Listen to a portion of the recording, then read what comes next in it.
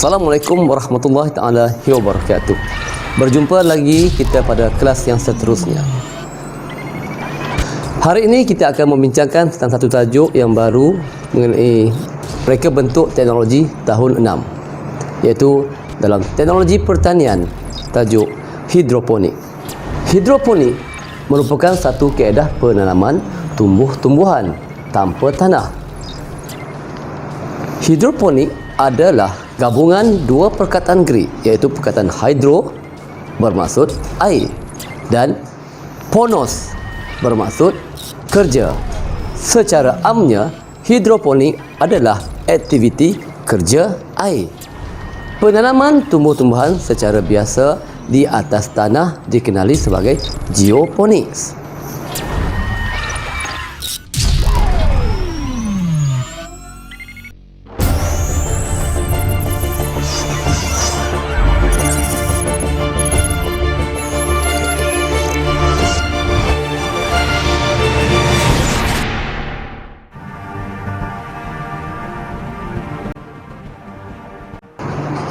Tumbuh-tumbuhan dapat membesar dengan mendapat zat makanan dan air dalam bentuk larutan.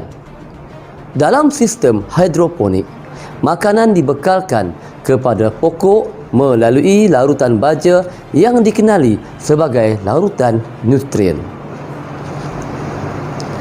Bekalan larutan nutrien yang seimbang membolehkan akar tumbuh dengan sempurna dan sihat.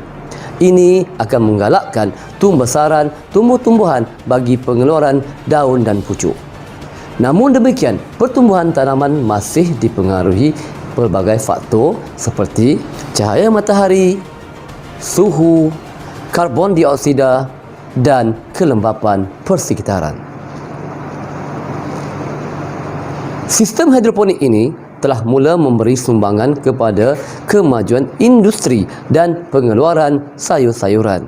Penanaman secara hidroponik merupakan satu kaedah pengeluaran sayuran moden dan berteknologi tinggi yang berpotensi untuk berkembang lebih maju di Malaysia, sejajar dengan arus pembangunan ekonomi negara ke arah pencapaian negara maju.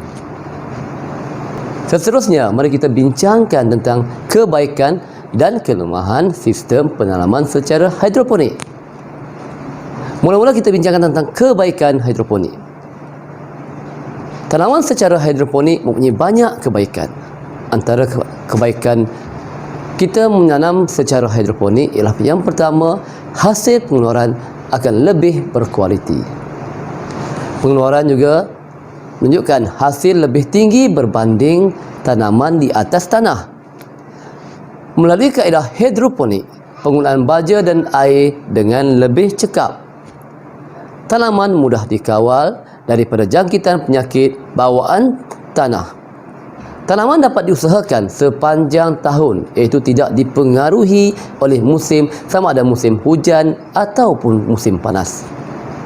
Melalui kaedah hidroponik juga, kita tidak memerlukan kerja-kerja pembajakan tanah dan penyediaan batas. Ini berbeza dengan kaedah tradisional yang kita perlu membajak dan menyediakan batas untuk menanam sayur-sayuran. Kaedah hidroponik juga tidak memerlukan kawasan yang luas. Ada setengah kawasan hidroponik dibuat secara bertingkat. Ini dapat meminimalkan penggunaan ruang untuk menanam pelbagai jenis sayuran. Kaedah hidroponik membuktikan kurang atau tiada masalah rumpai berlaku seperti mana di atas batas tanaman. Melalui kaedah hidroponik juga didapati kurang serangan serangga perosak terhadap tanaman kerana ia ditanam di dalam rumah ataupun di tempat yang dipasang jaring untuk kali serangga. Dan yang pastinya, melalui kaedah hidroponik, ia adalah kaedah yang mesra alam kerana tiada penggunaan najis haiwan dalam aktiviti pembajaan. Seterusnya, kita melihat juga kelemahan ataupun keburukan sistem hidroponik. Sudah semestinya ada yang baik, mesti ada juga yang buruknya. Yang pertama, kaedah hidroponik ini sedikit sebanyak memakan kos, iaitu memerlukan kos perbelanjaan awal yang agak tinggi untuk pembinaan rumah perlindungan hujan dan peralatan sistem tanaman sekiranya ingin dijalankan dalam kadar yang yang besar ataupun luas. Kaedah hidroponik juga memerlukan kemahiran dan pengetahuan asas mengenai pengurusan larutan baja dan teknik penanaman. Seperti mana untuk menyediakan larutan hidroponik, kita perlu tahu bagaimana untuk menyukat campuran hasil baja A dan baja B. Seterusnya, hidroponik juga hanya sesuai ditanam dengan tanaman yang tertentu sahaja, seperti sayur-sayuran jenis daun dan beberapa jenis tanaman bunga dan buah-buah yang terpilih.